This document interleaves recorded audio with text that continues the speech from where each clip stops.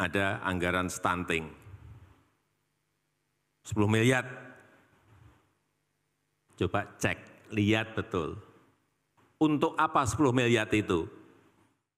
Kalau kita lihat berita saat ini terkait kasus stunting di Indonesia itu emang bikin geleng-geleng kepala sih ya.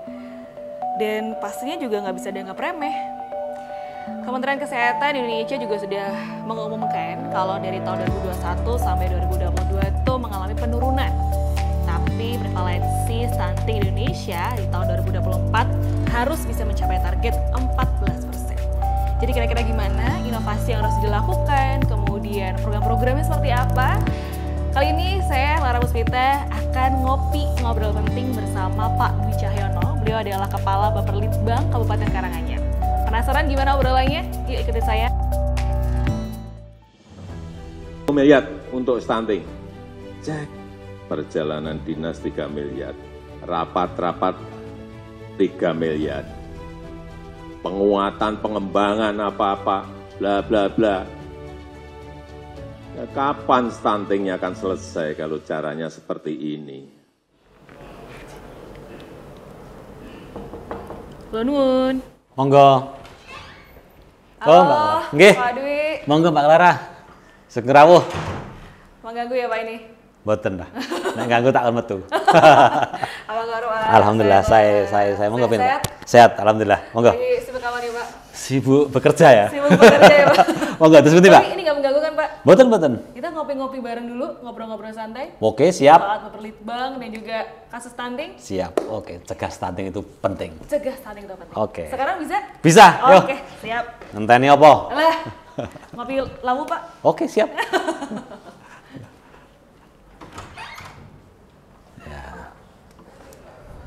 Oke, Sobat Solopos, sekarang saya sudah berhadapan langsung dengan Pak Dwi Cahyono. Sehat ya Pak? Siap, alhamdulillah sehat. Alhamdulillah. Oke, kita akan ngobrol-ngobrol soal Bapperlitbang nih. Siap. Mungkin Sobat Solopos yang lagi nonton mungkin masih bingung nih, sebenarnya Bapperlitbang tuh apa dan sebenarnya tugasnya tuh apa gitu Pak? Iya. Kayak sekilas tuh kayak asing gitu. Oh iya. Oke, terima kasih Mbak. Jadi Oke. kalau familiarnya dulu Bapeda itu ya. Iya. Kalau sekarang Bapperlitbang diplesetke rekoso, bahwa perasaan sulit berkembang itu. Itu saya. Gitu.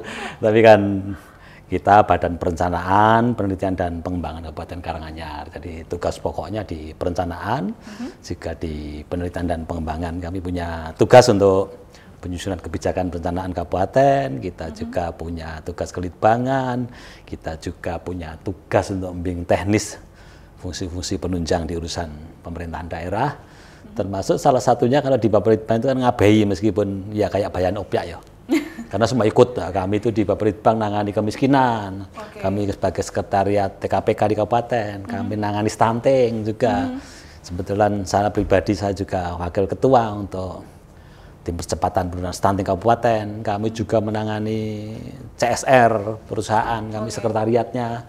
Kami juga menangani komisi irigasi itu. Ternyata saya kaget loh, kok nih Bapeda jadi komir dan sebagainya gitu. Ternyata banyak sekali yang bisa kita lakukan ya, tujuannya karena kita koordinator di perencanaan agar semua tahu juga perkembangan yang harus kita proyeksikan ke depan dan sebagainya, kan butuh pemahaman seperti itu ya. Biar tahu meskipun levelnya ya sithik ning ombo gitu ya. Jadi nek kanca-kanca ngarani lebar tapi tidak dalam. Sama ada yang sempit tapi dalam ya. Ini lebar tapi tidak dalam. Saya lebar saja tapi tidak dalam. Jadi generalisnya dapat tapi tidak terlalu spesifik gitu. Oke. Tadi berarti berbagai macam kasus atau permasalahan di daerah itu semua dihandle sama Bapperlitbang untuk penelitiannya ya? Di perencanaan sama penelitiannya. Fokusnya di perencanaan pembangunan.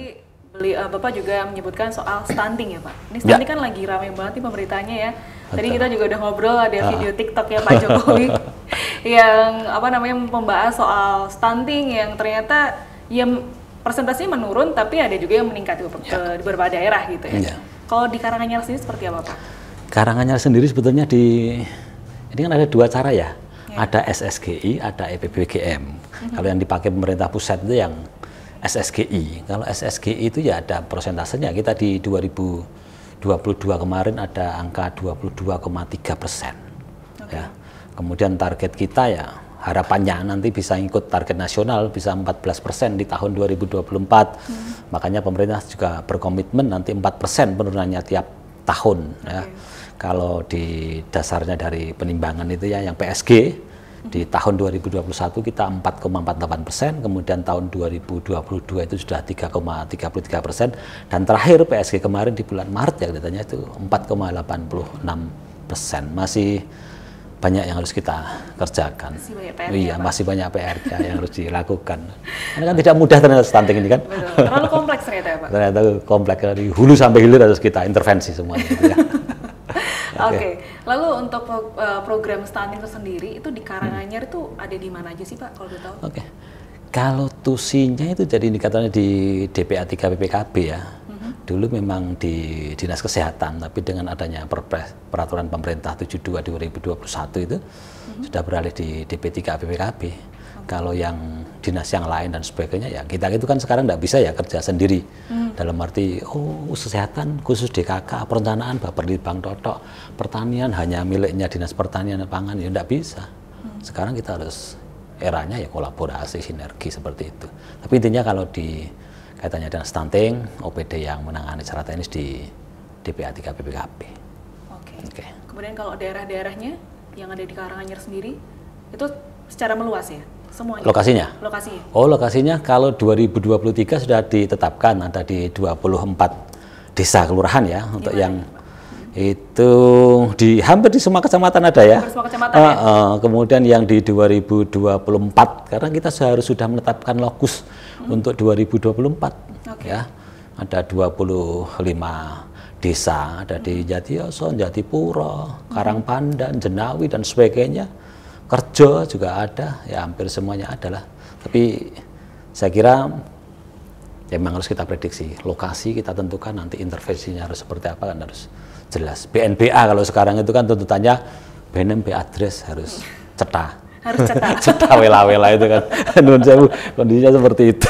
Iya, karena emang stunting ini masih menjadi ini ya polemik tersendiri ya Pak. Iya. Oke, jadi ada 25 daerah ya? Desa, ya. Desa. 25 desa, ya. Lalu terkait untuk anggarannya sendiri Pak, untuk merealisasi kegiatan atau program-program stunting itu sudah ditetapkankah? Anggarannya untuk yang 2024 belum ada ya, karena tadi kami barusan melaksanakan rembuk stunting di Karangpandan. Kebetulan dihadiri oleh Pak Bupati secara pribadi, kemudian juga Ketua TPPS, dalam hal ini Pak Wakil Bupati. Kita sepakat punya target 4% penurunannya, termasuk OPD yang terkait secara langsung kan juga harus punya komitmen yang kuat untuk bersama-sama mengintervensi stunting ini, dari menurut saya Dinas Kesehatan, Dinas Sosial, kemudian Dinas Pertanian hadir di situ, KB sendiri, stakeholder yang lain ya kecamatan, puskesmas, termasuk ormas, ya termasuk desa lokus yang 25 tadi ya harus fokus nanti untuk penunasan stuntingnya. Oke. Kemudian untuk anggarannya? Anggarannya ya anggaran itu hampir di beberapa OPD ada semua lah. Termasuk yang di kami itu ya kan, karena tadi saya sampaikan Bapak itu yang punya fungsi koordinasi. Di Dinas Kesehatan ada, di Dikbud katanya dengan bimbingan teknis pencegahan stunting melalui parenting ada, DPUPR ini kaitannya dengan air minum, dengan sanitasi, air limbah dan sebagainya ada, di KB sendiri, di pertanian ada gerakan gemar makan ikan dan sebagainya, itu kan juga salah satu ikhtiar pemerintah untuk menurunkan stunting. Di Dinas Sosial, di Dispermasdes, bagian Kesra dan juga PKK yang punya 10 program pokok PKK kaitannya dengan penyeluruhan administrasi, lomba posyandu dan sebagainya, mereka semua ada. Banyak ya Pak? Banyak. Ya, dan totalnya banyak lah. Kalau secara nominal harus ngitung ini saya. Terlalu ini ya Pak, terlalu banyak lah ya Pak. Karena emang penyerapannya juga banyak ya Pak.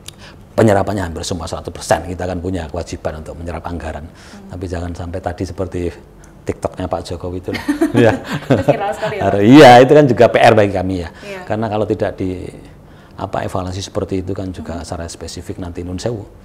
Nek kakan tadi Pak Bupati, iki kudune rasa dirembuk stunting, dirembuk. Ayo langsung dilakukan intervensinya. Orang kakan rembukan. Waktunya dan uangnya habis untuk rembukan. Jenengan yang mengatakan seperti itu. Saya dari TikTok, Pak. Oke, dari Pak Jokowi itu ya. Dari Pak Jokowi itu. Oke lah berarti. Oke. Lalu tadi sudah ada anggaran, kemudian penyerapannya juga ternyata cukup banyak dan sangat detail karena memang ternyata kalau kita mau bicara soal stunting sendiri kan ternyata faktornya nggak cuma 1, 2, nggak hanya makanan aja. Bukan. Apa aja Pak faktornya ternyata? Ya kalau kita sasarannya kan ada remaja, ada yang ibu hamil, ada yang menyusui, kemudian bayi yang 1000 hari kelahiran pertama dan sebagainya. Remaja pun kan sekarang juga mulai digarap pemberian tablet darah, kemudian pengukuran lingkar lengan, edukasi agar menunda perkawinan. Kalau nun sewu ya usianya belum matang lah, 19 tahun itu ya. Karena realnya ya kalau secara fisik, psikologis belum matang ya jangan diharapkan nanti muncul generasi-generasi yang berkualitas. Kita itu kan punya program di 2045 Indonesia Emas itu ya. Betul. Harapannya kan ya generasinya harus dipersiapkan mulai sekarang, kalau tidak ya Indonesia repot. Ya. Termasuk penunda usia perkawinan tadi, sekolah calon pengantin, dan ini tidak bisa dilakukan oleh ya Indonesia. Katakanlah DP3 PKB, Dinas Kesehatan sendiri, semua harus terlibat kalau ini ya. Harus semua terlibat ini. Kalau di Karanganyar sendiri mungkin ada Pak contoh kasus yang mungkin Bapak bisa menjelaskan gitu, menceritakan ke Sobat Solo Pos di daerah mana, kemudian kasusnya stuntingnya penyebabnya apa, kemudian yang menjadi evaluasi sendiri dari pemerintah sendiri seperti apa? Ya, saya contohkan yang di salah satu desa di Kecamatan Tasikmadu ya. Ini kan ada ibu yang hamil, kemudian kondisi fisiknya kalau diprediksi dari aspek kesehatan potensinya stunting dan sebagainya. Mereka juga berinisiatif, jadi ketika ada kasus dan sebagainya ada audit stunting. Kemudian kalau sudah seperti itu ya memang harus ditelusur dari hulu sampai hilir potensinya apa saja yang menyebabkan kejadian stunting itu ya. Jadi dan yang saya senangi itu sekarang lah ya masyarakat sudah semakin melek ya. Kadang kan ada yang sing nun sewu nek bayi ini stunting, isin dumpetke tidak dilaporkan. Ya sekarang keterlibatan di Posyandu mulai deteksi dini itu kan sudah dilakukan. Salah satu contoh kasus ya tadi di salah satu desa di Kecamatan Tasikmadu. Jadi termasuk mereka pun mempersiapkan, oh ibu ini hamil, kondisi fisiknya lemah dan sebagainya, harus pakai kursi roda dan sebagainya. Mereka minta tidak ke pemerintah, ke PMI yang lebih mudah, karena pemerintah kadang juga nun sewu mungkin ketersediaan anggaran, regulasi dan sebagainya, termasuk tadi Pak Bupati mengatakan ayo yang harus kita intervensi itu mana, merasakan rembukan diintervensi seret. Kita punya CSR dari Bank Jateng dan sebagainya, BNBA-nya langsung mengatakan minggu besok ayo kita launching untuk memberikan makanan tambahan dan sebagainya, karena ya sekarang realnya kan semua yang kita lakukan harus by data. Mana BNBA-nya, apa yang kamu lakukan, ini outputnya seperti apa, progresnya seperti apa, secara kuantitatif harus bisa diukur ya sekarang. Jadi saya sudah melakukan ini, lah buktiin di evidennya mana, angka penurunannya berapa persen dan sebagainya. Sekarang harapannya kan semua harus terukur seperti itu, dan yang paling penting berdampak bagi masyarakat, tidak hanya sekedar kegiatan-kegiatan tapi dampaknya langsung ke masyarakat ya. Dan saya tidak terlalu berdampak itu sekarang mau ditinggalkan oleh pemerintah itulah. Betul. Dan memang semuanya harus by data ya Pak ya? Iya.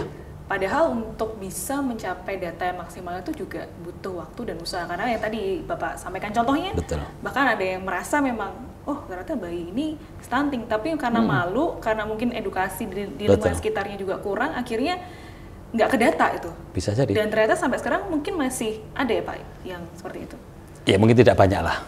Termasuk tadi, katanya secara teknis ya, ada alat ukur antropometri namanya ya.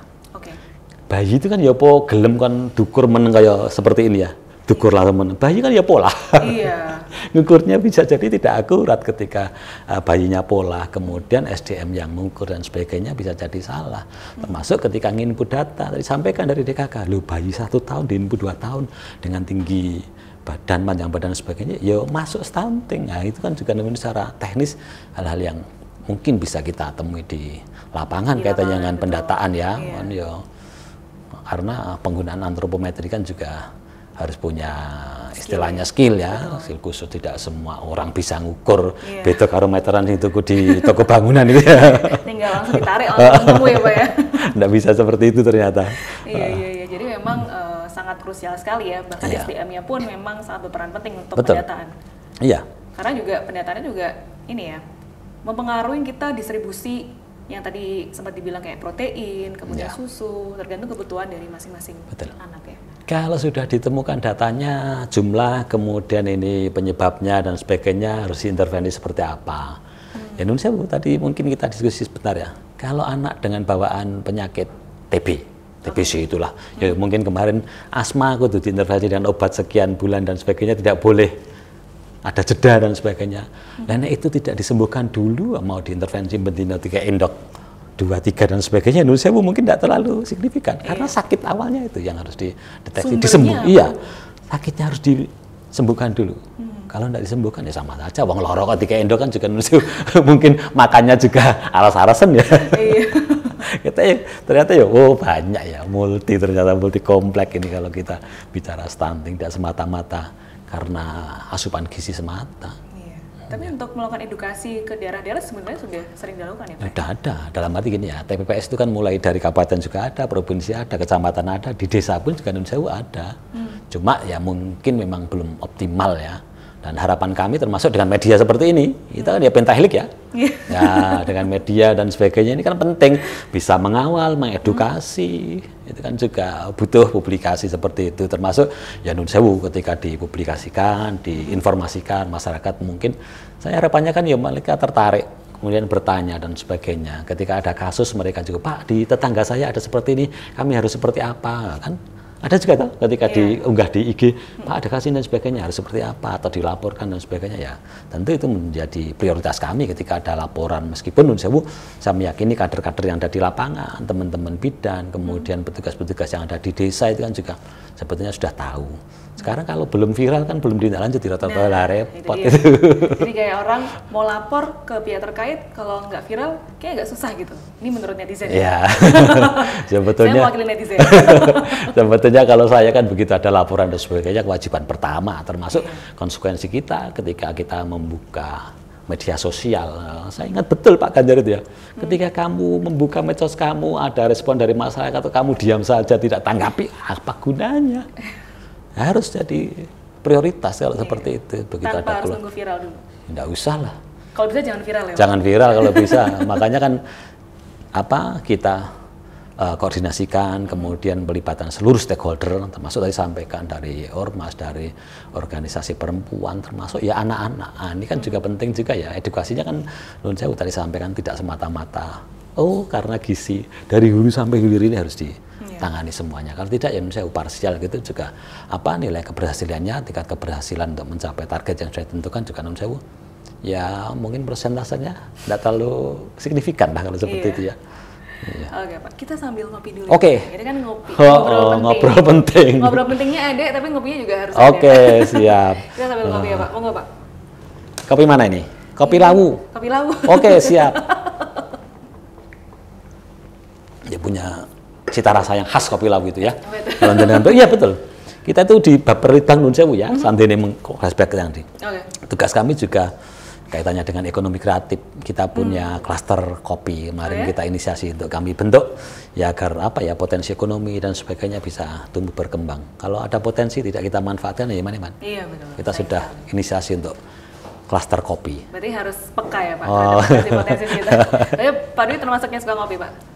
Ternyata hampir tiap hari saya ngopi. Kalau nggak ngopi kayak ada yang kurang ya Pak. Oke, kita kembali ke topik lagi soal stunting. Jadi tadi sudah ada beberapa anggaran, kemudian penyerapan. Nah, sekarang sejauh ini inovasi apa nih yang sudah atau mungkin sedang dilakukan untuk mendukung tercapainya penurunan kasus stunting di Karanganyar sendiri khususnya? Oke. Beberapa inovasi sudah dilakukan oleh teman-teman yang ada di OPD juga di Puskesmas ya. Kalau yang contohnya adalah program Besti Stunting bersama kita bisa entaskan stunting ada di di Puskesmas Gebak Keramat 1. Kemudian ada juga satu orang kader, satu balita stunting, kemudian ada orang tua asuh juga itu kan juga dilakukan, termasuk ini ada markas remaja, marketing remaja sehat itu di tahun 2022 di Kecamatan Colomadu. Makanya kan tadi saya sampaikan bukan hanya bayinya, remajanya harus mulai diedukasi. Kalau enggak kan ya repot. Remaja-remaja putri kan calon ibu yang bakal melahirkan Nun Sewu ya, generasi penerus kita itu kan juga saya kira hal yang Kita rada sanksi aku. Oke. Lalu apa lagi Pak untuk inovasinya? Inovasinya sebetulnya kaitannya juga dengan pendataan itu ya, termasuk kita sebetulnya kalau inovasi itu jangan dianalogkan dengan aplikasi dengan sini dan sebagainya. Ketika ada permasalahan kita melakukan sesuatu ya dengan cara yang mudah, gampang, cepat tapi dampaknya luar biasa, itu kan itu inovasi ya. Saya kira dengan regulasi pemerintah untuk menunda perkawinan, kemudian ada kelas calon pengantin, edukasi kepada anak-anak yang di remaja termasuk ya. Dan saya gini ya, dulu itu kan kadang orang mikir, oh dikasih tambah darah dan sebagainya, kan baru akhir-akhir ini toh. Dulu itu kan juga kayak belum ketemu gitu, apa rumusan seperti itu. Pada waktu saya mungkin, aku soalnya laki-laki ya, saya tidak tahu. Kalau yang cewek-cewek perempuan zaman saya SMA kita tidak kenal itu. Model-model sekarang saya sudah tua itu ya, jadi wis tua. Kalau yang akhir-akhir tambah darah ya di generasi anak saya ketika SMA sudah dikasih itu, sudah mulai ditambah seperti kan. Saya pikir itu sebagai salah satu ikhtiar pemerintah ketika dari hulu sampai hilir memang stunting ini harus ditangani bersama-sama. Itu juga jelas ada edukasi-edukasi tertentu ya Pak ya? Iya, harus ada. Di kelompok-kelompok remaja ini, mereka di markas remaja ini saya kira kan juga positif. Kalau bisa hal-hal seperti ini memang ya direplikasi di tempat lain. Nah, kalau tidak melihat, mengerti apa yang dilakukan di situ ya mungkin juga males mau mereplikasi. Padahal kan nun sewu manfaatnya luar biasa kalau mereka mau. Kadang kan nun sewu cerita dengan teman sebaya itu kan beda. Cerita dengan orang tua dan sebagainya. Karena mereka ya sama. Untuk komunikasi dengan beda generasi itu kan butuh cara sendiri ya. Ini ya, untuk mengkomunikasinya juga beda ya Pak? Beda lah, nek generasi X, generasi Z, generasi milenial dan sebagainya, cara komunikasinya kok sama dengan baby boomer seperti saya dan sebagainya. Ya ora jalan Mbak, ora nyambung sekarang. Nggak masuk gitu ya? Ora masuk. Dari aspek bahasa dan sebagainya mungkin ya repot. Iya sih benar. Tapi dari sudah berjalannya inovasi yang diterapkan itu, progresnya seperti apa Pak sampai saat ini? Kalau itu apakah memang ya real ya di Kebak Keramat ya, ini dari Besti Stunting ini kan terbukti menurunkan kasus dari 9,01 menjadi 5,17 selama kurang lebih 2 tahun di wilayah kerja Puskesmas Kebak Keramat 1. Ini kan real. Kalau ini bisa direplikasi di mungkin puskesmas lain, di desa lain kan juga bagus toh. Kita itu ada 21 puskesmas ya. Jadi kalau bisa direplikasi di puskesmas yang lain dengan Nun Sewu tadi yang apalagi kita koneksikan dengan lokus prioritas di 2024, kalau ada angka yang signifikan bisa turun, kenapa tidak kita tiru? Paling gampang kan yo amati, tiru, modifikasi. ATM gitu ya. Paling gampang itu. Daripada menciptakan pusing kan jenengan. Adalah tiru aja yang bagus. Yang bagus. Ya, Pak, ya? Kenapa enggak? Enggak masalah itu ya. Oke. Lalu dari program-program inovasi tersebut itu emang apakah sudah menjadi targetnya dari pusat atau memang masing-masing ini pemerintah daerah? Sebetulnya kalau target enggak ya, tapi karena kita punya PR yang berat ketika harus mencapai ada permasalahan, kita harus melakukan seperti apa, kan akhirnya juga muncul loh ide-ide kreatif, inovasi dan sebagainya. Akhirnya muncul. Kalau targetnya dari pemerintah harus melakukan inovasi enggak lah. Tapi ya memang dituntut sih dalam arti ini satu OPD, satu inovasi dan sebagainya itu ada. Tapi saya kira tema-tema tertentu katakanlah stunting, kemiskinan itu kan memang butuh inovasi ya, karena tidak bisa kalau kita lakukan linear, hanya Nun Sewu biasa saja, harus ada percepatan, harus ada upaya-upaya yang lebih. Kalau enggak Nun Sewu sulit tercapai itu saya kira ya. Tapi koordinasi dari pusat ke daerah aman ya Pak? Aman, dilakukan terus, bahkan kita itu kan ada dashboard untuk pelaporan itu yang Nun Sewu dengan segala data yang harus kita persiapkan, katakanlah dari aplikasinya ada seperti itu, termasuk sudah tersistem ya Pak? Sistem ada, ada, karena ya tadi saya sampaikan by data kamu lakukan apa, penurunannya seperti apa dan sebagainya, semua tersistem. Kalau datanya bisa disusun dengan baik, otomatis juga penerapannya. Makanya di aksi yang pertama, di 8 aksi konvergensi ya, ANSIT, analisis situasi itu. Setelah itu kalau sudah ketemu ANSIT-nya, baru menyusun rencana kerja. Dan itu kebetulan tugas kami yang ada di Bapelitbang untuk mengkoordinasikan. Lalu untuk sejauh ini nih, sinergitas yang sudah dilakukan seperti apa Pak? Dari sinergitas pihak nih yang sesuai peran. Ya, sebetulnya kan tadi saya sampaikan kita itu kan pentahelik ya. Secara formalnya ada TPPS, tapi kami juga menggandeng, tadi Pak Bupati mengatakan kalau boleh ayo lihat yang dikeroyok dengan CSR dan sebagainya penting, termasuk Basnas. Kita kan juga sering koordinasi katanya dengan kemiskinan, dengan Basnas itu ya real kami dapatkan anggaran, angka ada ya, kurang lebih berapa puluh juta lah katanya untuk stunting, itu kan juga menjadi prioritas kami, termasuk semata-mata nun sewu tadi sampaikan ketika di Pandian, mereka mintanya tidak ke pemerintah, ke Basnas, ke PMI. Nah, kebetulan PMI juga punya kepedulian untuk hal seperti itu, karena perintahnya sendiri ya, Pak, ya? Iya, di selain ya di Kepala Merahan, di kebencanaan dan sebagainya, hal-hal yang inline dengan program pemerintah, dengan kemiskinan, dengan stunting, ya monggo lah. Mari kita bersinergi kan. Saya meyakini pemerintah tok orang mungkin mampu. Iya, makanya dengan media harus bersinergi dengan siapapun. Tidak mungkin mampu. Pemerintah kan juga Indonesia punya anggaran terbatas. Permasalahan yang harus diselesaikan juga banyak. Kalau sekarang keluhannya jalan dan sebagainya, kuncinya satu, duit. Nanti duit kayak rampung gitu, nanti anggaran juga tidak mungkin toh. Ya hari di medsos laporan gini-gini, nanti duit, susah. Makanya ya harus ditoto. Kita itu punya prioritas. Termasuk Indonesia guyonane.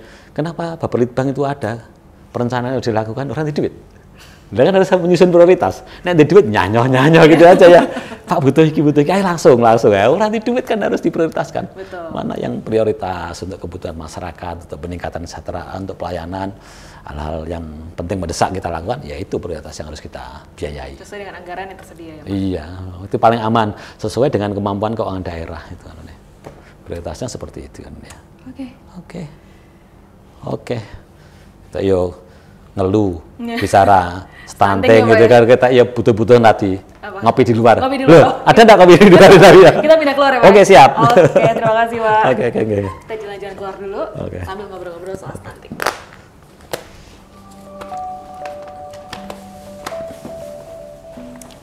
Oke, Pak, tadi kan Bapak Libang sebenarnya nggak hanya stunting kan, Pak? Iya. Tadi juga Bapak sempat menyinggung soal kopi lau. Mungkin bisa diceritain sedikit, Pak? Kopi lau ini ya emang kopi khas dari Karanganyar ya, di Gunung Lawu. Jadi di daerah Tawangmangu dan sebagainya itu kan ada yang khas, banyak dengan kopi. Ternyata potensinya banyak ya. Di Wonorejo, di sepanjang kemarin Pak Kades juga mengatakan kopi Lawu ya, coba kita optimalkan, kita bisa kembangkan dan sebagainya. Di daerah-daerah sana kan karena cocok ya untuk tanaman kopi. Dan sekarang juga kan penjamur ya. Iya. Banyak sekali. Kawan niku kan nun sewu tidak semata-mata ya nek gur dodol kopi itu kan ning angkringan harganya semono. Iya. Tapi kalau sudah masuk di hotel regane piro? Waduh. Nah, itu kan kita ya perlu dipikirkan hal seperti itu ya.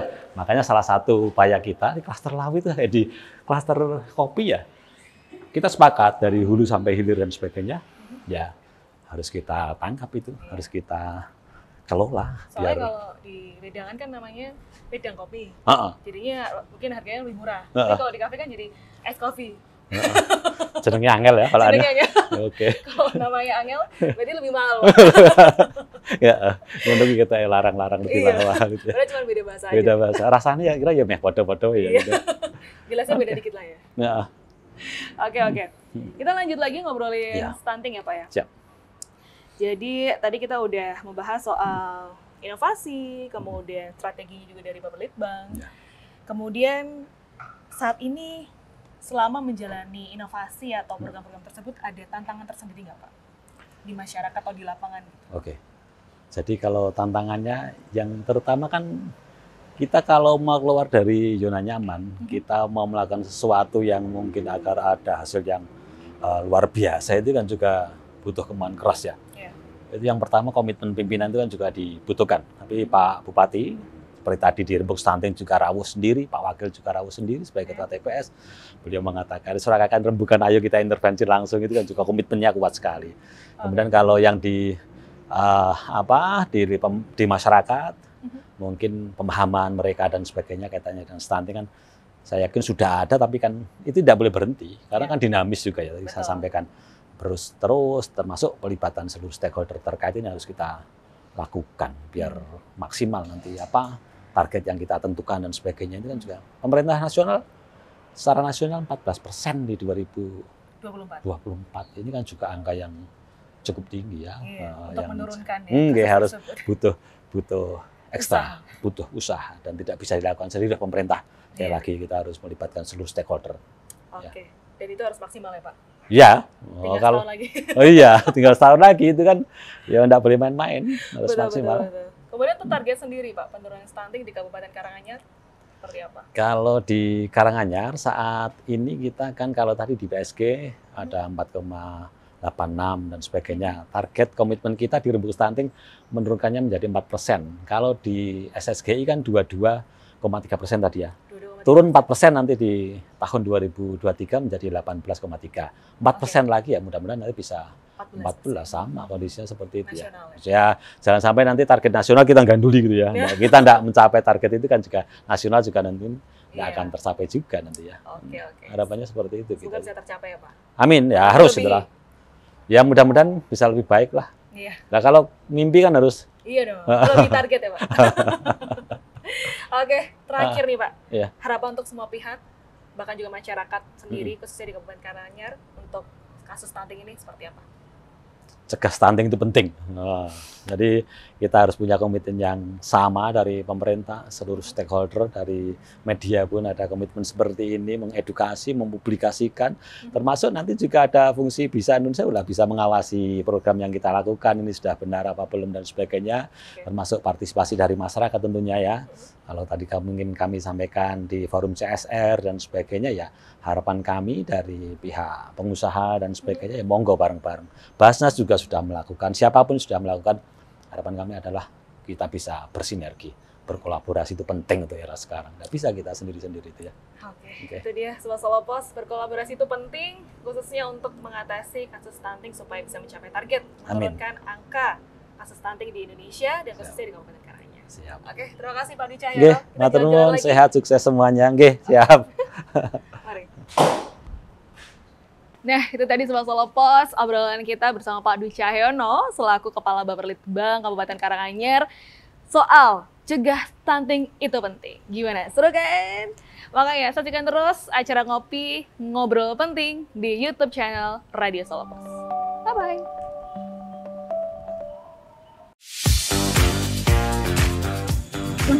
Warga sini sangat antusias sekali ya Pak ya kalau mengikuti pembinaan, menerima penyuluhan seperti itu ya Pak ya? Ya betul Bu, apalagi ini materinya kan stunting yang sangat bermanfaat bagi warga kami. Terima kasih Bu ya. Terima kasih. Ya sama-sama Pak, sudah jadi tugas kami dan kami senang sekali kalau masyarakat juga mau menerima dengan senang seperti ini.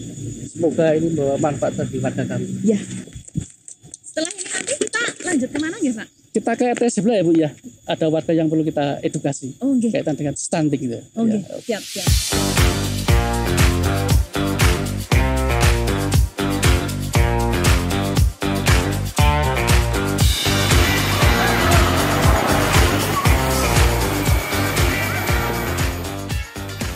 Ya. Gimana? Bunda makasih banget loh ya. Kenapa? Ini udah ditanemin sayuran buat Bunda sama kakak. Terus? Ya ayah tahu sendiri kan, kalau sayuran itu baik buat keluarga kita. Gini Bun, itu sudah menjadi kewajiban ayah sebagai kepala rumah tangga. Sayuran singkong itu kan sangat bergizi sekali ya nggak Bun? Iya. Kakak.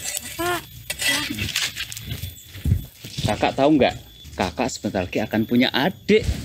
Wah, seneng aku. Seneng ya? Ajak main. Esok ngopi sih.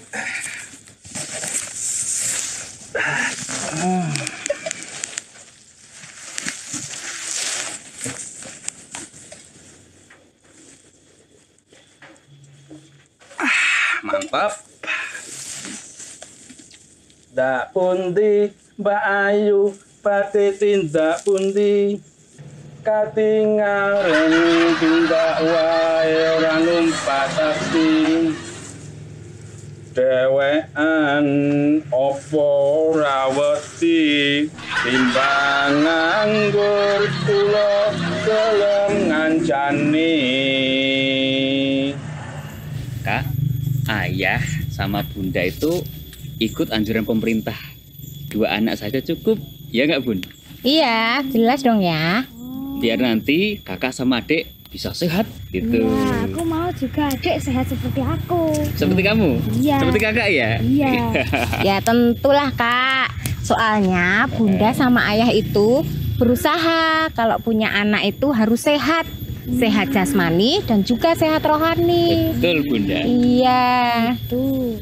Bu, Ngapa? aku tak pengen pamit, pengen mancing ya. Walah Pak nih, bangun tidur kok mancing.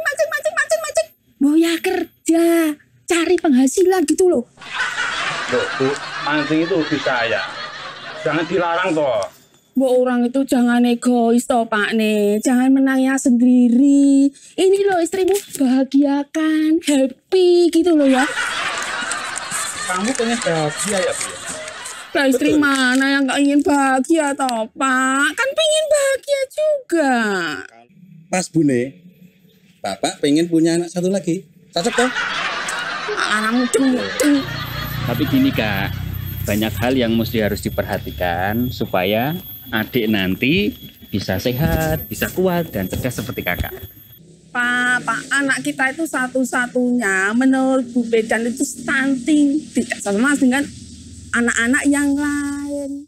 Begini Kak, selain harus memberikan gizi seimbang untuk Bunda, ayah juga harus menjaga supaya Bunda tidak stres. Ya nggak Bun? Iya, pasti tuh. Ayahmu pengertian sekali kok Kak. Selama Bunda hamil, Bunda selalu diberikan makanan yang gizi seimbang. Bu, anak stunting itu sudah takdir dari sana. Jangan menyalahkan Bapak toh. Wah, introspeksi diri toh Pak, introspeksi diri. Terus ayah juga rajin bersih-bersih rumah. Selalu. Sehingga rumah kita bisa rapi. Dan yang paling beruntung bagi Bunda, yaitu ayahmu tidak merokok. Karena merokok itu tidak baik.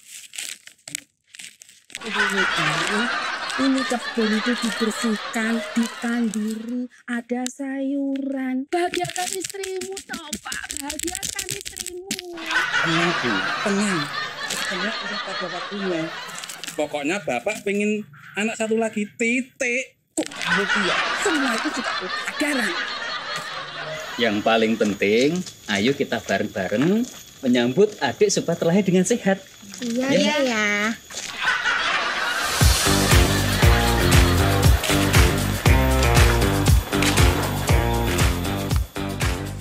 Iya Pak. Kamu beruntung ya. Mau punya anak lagi? Ya iya no Pak, kan sudah saya program sama suami. Bukan begitu ya? Betul, suaminya ini kan pinter. Beda dengan istri saya. Nggak mau punya anak lagi. Oh gitu ya. Kakalmu itu loh Pak, Mbok semua itu diperhatikan. Jangan berpedoman pada pedomanmu sing salah kaprah itu. Nah bener itu Pak, jangan sampai kita merasa berdosa untuk anak-anak kita karena kesalahan kita. Iya betul Pak itu. Iya. Wanita itu sama saja. Nggak mau diajak kompromi. Pak, jenengan ki orangnya ya jadi yang apa ngono lho. Nah, kamu itu nggak bisa diajak kompromi. Ini loh Dek, istri saya loh. Saya kan pengen punya anak lagi, tapi nggak mau loh, susah. Oh tidak mau. Sabar Pak. Kades, penyuluh. Ramai sekali. Ini loh Pak, Bu, suami saya kepingin punya anak terus tapi nggak mikir yang lainnya. Sebentar. Pak Kades, Bu Penyuluh, biar adem karena di sini panas. Ayo kita ke rumah saya dulu. Itu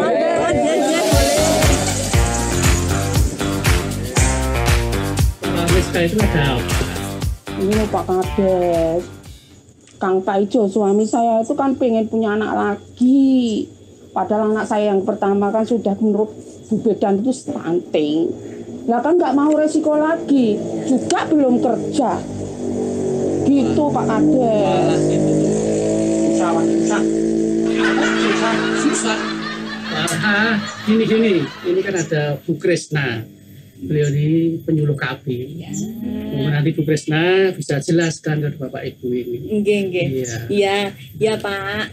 Jadi gini Pak, mungkin yang dipedomani Pak Paijo ini juga keliru memang keliru. Jadi untuk punya anak banyak, punya anak lagi itu juga perlu memperhitungkan dan memperhatikan akibat-akibat yang akan kita alami nanti. Iya Bu, tuh suami saya diberi pengertian, dinasihatin, biar tahu, biar manut. Iya. Saya itu kurang manut apa toh Bu? Ya, jadi begini Pak, Bu semuanya. Jadi boleh, misalnya kita kepengen punya anak lagi, lebih dari satu nggak apa-apa. Tetapi kita juga harus memastikan dan meyakinkan diri kita sendiri bahwa kita harus yakin bahwa anak kita yang akan kita lahirkan nanti tidak akan tumbuh stunting. Stunting? Ya. Stunting itu apa tuh Bu?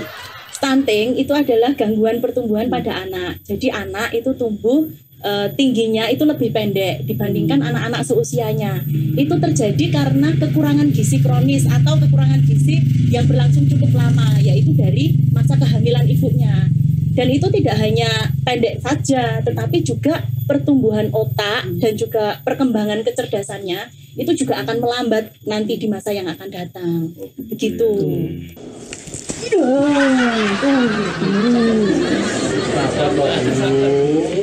Nah, benar apa yang dikatakan sama Bu Penyuluh.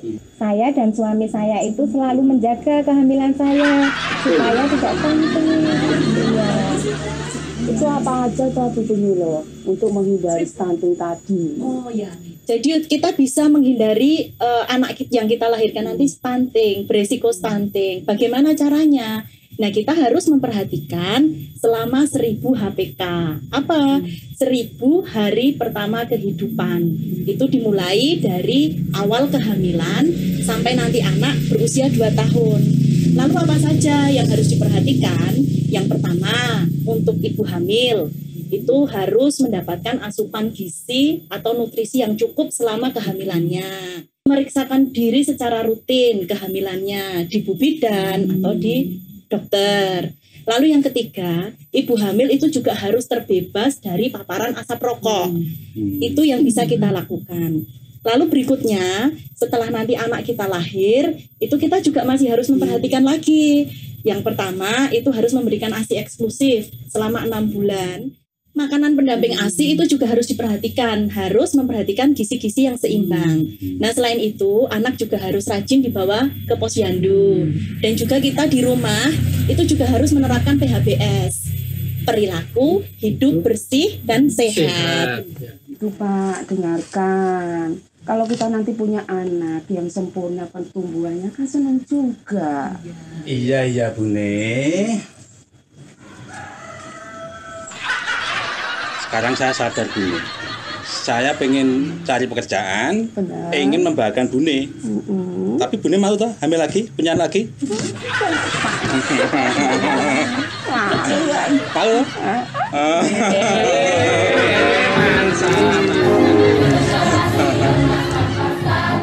Hidup yang sejahtera adalah dambaan setiap insan. Demikian pula untuk membentuk keluarga yang berkualitas dan sejahtera adalah harapan kita semua. Apalagi dalam dinamika sosial pembangunan keluarga, harapan adalah memerlukan dukungan kita semua. Termasuk di dalamnya adalah menciptakan generasi yang berkualitas. Untuk itu, mari kita sukseskan program pemerintah menurunkan angka stunting. Cegah stunting itu penting. Jika generasi berprestasi lakukan perilaku hidup.